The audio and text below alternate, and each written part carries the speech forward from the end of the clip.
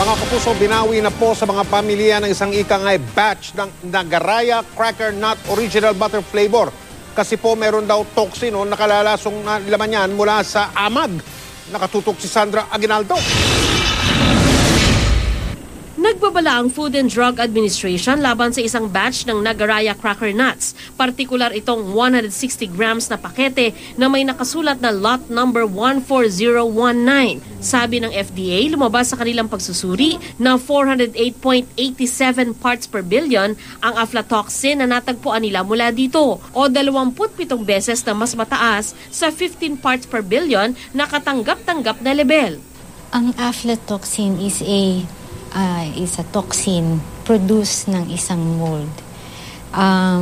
Ito hindi to namamatay kahit na lutuin.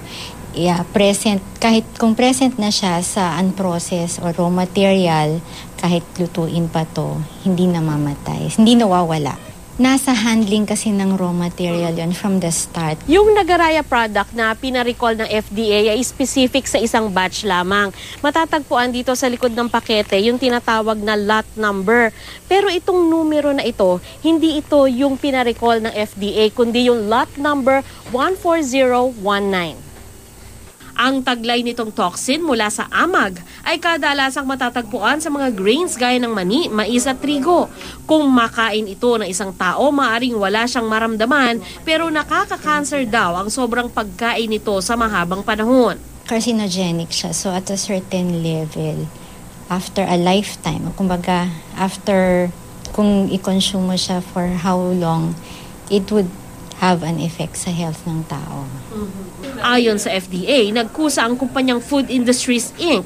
na i-recall o tanggalin sa mga tindahan ang tinukoy na Nagaraya product. Tinawagan namin sa telepono ang Food Industries Inc. pero tumangging humarap sa kamerang opisyal na nakausap namin. Mahigit sang buwan na raw ang naturang batch ng Nagaraya sa pamilihan. Pero giit niya, inalis na nila sa merkado ang natitira dito. Sinabi rin niyang ginagawa nila ang lahat para panatilihing malinis at ligtas ang kanilang produkto.